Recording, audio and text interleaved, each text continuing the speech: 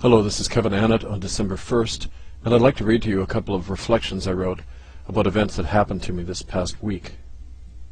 It's entitled, 3 Stories, 3 Children, on the Requiem Road.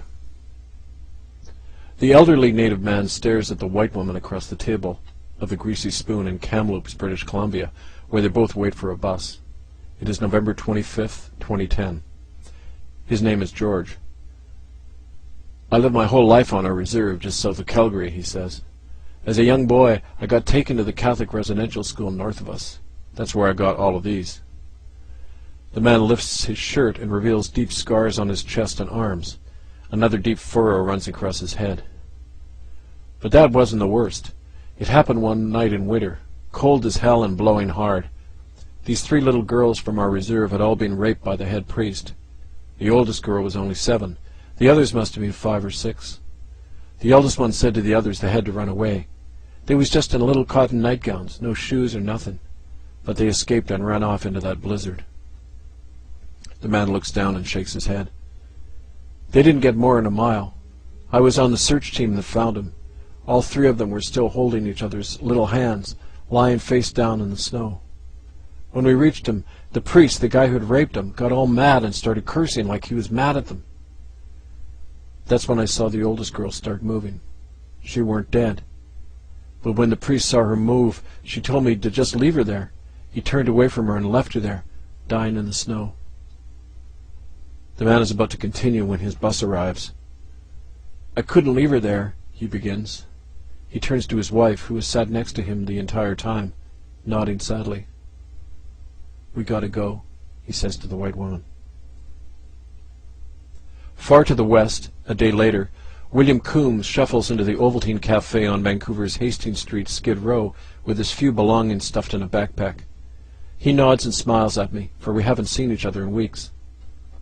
I've been drinking again, really bad, he begins apologetically, for he knows how much I rely on him, and how he relies on that reliance.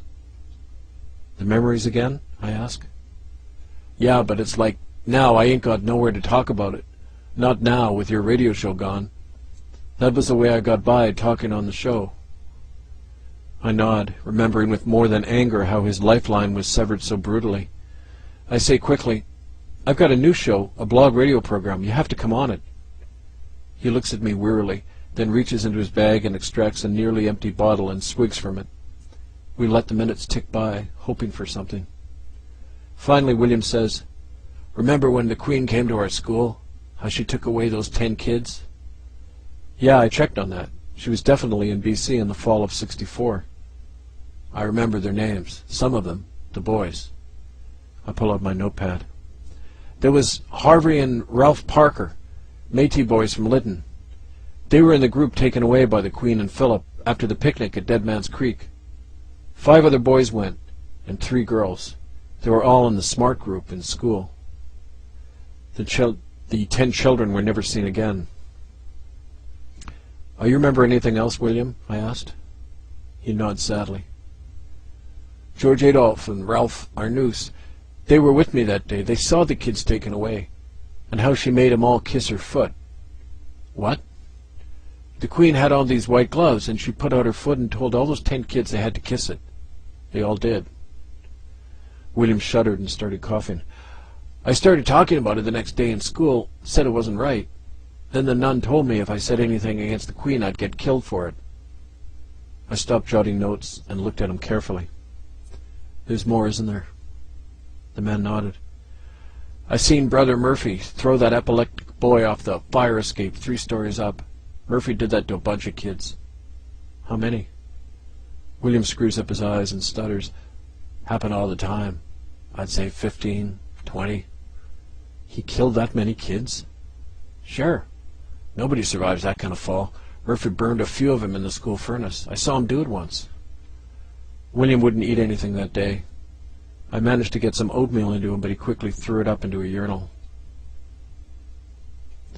That night, waiting for a bus on Hastings Street and sheltering from the rain, I encountered Josephine, an Aboriginal prostitute I've known for years.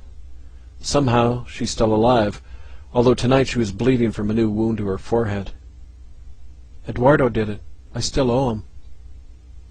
She sat next to me in the bus cubicle, watching warily for the Guatemalan pimp and drug dealer who rules a 2-block stretch of Hastings Street as his personal fief.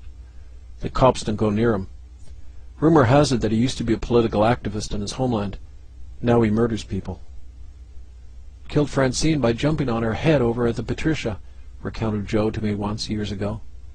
She owed him $50. Made the mistake of telling him off. Joe was cold that night, and I offered her my coat. She smiled shyly and declined. "Are you safe?" I asked. She just tilted her head at the stupidity of the question, but being native, said nothing. After a few minutes she stood and prepared to leave me, but mumbled, "You be careful, Kev. Nobody's talking nowadays. We've been told not to." "Told by who?" I asked. She looked frightened for the first time. A cop car drove by and slowed down. She hurried away into the wet night. www.hiddenfromhistory.org. Pass it on.